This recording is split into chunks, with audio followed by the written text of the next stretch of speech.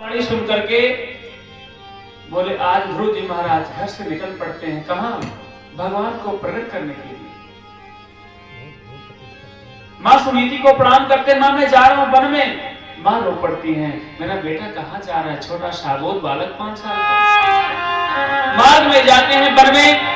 श्रीमन नारायण ने नारद जी को भेजा कि जाओ देखो मेरे बेटे का कुछ नुकसान ना होने पाए, और देखो उसकी प्रबलता कैसी है, उसकी इच्छा शक्ति कैसी है।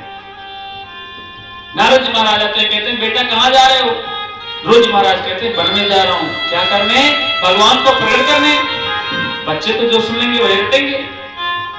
नारद जैसे कहते हैं जा रहा हूं वन में भगवान को प्रकट करने के लिए।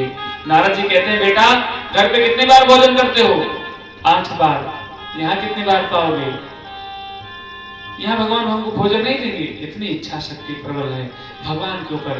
क्या यहाँ मेरे भगवान हमको भोजन नहीं देंगे? नारद जी कहते हैं मिलेगा, फल मिलेगा। नारद जी कहते हैं वन में जानते हो बेटा कौन रहते हैं? कहते हैं हाँ बताइए। कहते हैं बब्बर शेर रहते हैं, शेर। कहते हैं अच्छा, तो क्या सीताराम उनमें नहीं है भगवान? हमारे राधे श्याम सीताराम जी भगवान श्रीमन नारायण उस शेर के हृदय में नहीं है, मुझे खा जाएगा। तो मुझे खा लेगा तो समझो सीताराम को खा लिया शेर। क्यों? गोस्वामी जी लिखते हैं क्या?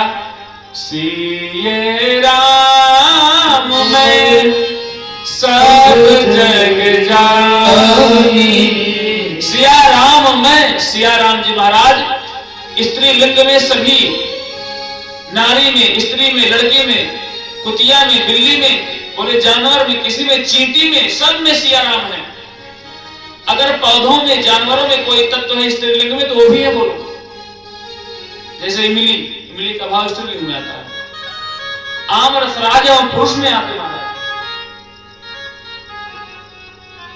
और जो राम जी का वास है पुरुष में है, कुत्तों में है। नामदेव जी महाराज कुत्तों से भगवान श्री भैरव जी महाराज जी को प्रकट कर दिए थे। सिया राम में सब जग जानी। जग में जितने भी प्राणी जीवात्मा है सब में सीताराम जी महाराज जी का वास है। करहु प्रणाम जोर जो पानी। ऐसे सबको जान करके सीताराम प्रणाम करना चाहिए। तो हम लोगों में यहाँ से जात भावना की बात कैसे आ गई? कोई भावना नहीं होनी चाहिए। आपका दिल है उसमें भी सीताराम है, हमारा दिल है नहीं भी हमारा। ऐसा भाव सुना करके नारद जी महाराज जी को ध्रुव जी महाराज दिल जीत गए। महाराज कहते हैं क्या सीताराम जी उनमें नहीं हमको खा लेंगे? कहते हैं हाँ सीताराम हैं, आपको नहीं खाएंगे। वन में जाते हैं, कहते हैं एक ध्यान समाधि लगा करके बट वृक्ष के नीचे बैठ जाते हैं 5 साल के बालक। श्री सुखदेव जी महाराज कहते राजा परीक्षित अब देखो इस बालक की दृढ़ शक्ति क्या है। तेरा त्रांते प्राप्ते कपित्थ भद्राशन है। आत्मत्यो नसारेण मांसम नित्य अर्चन हरिम। महीने में तीसरे दिवस, हर रोज नहीं खाते हैं, हर 3 दिन पे क्या करते हैं केवल फल पाते हैं महाराज। दूसरे महीने में 6वें दिवस में फल भी छोड़ देते हैं, केवल पत्ता खा रहे हैं, तपस्या कर रहे हैं। एक आसन पर खड़ा होकर के, एक पद पर, एक पैर पर खड़ा होकर के कर रहे महाराज।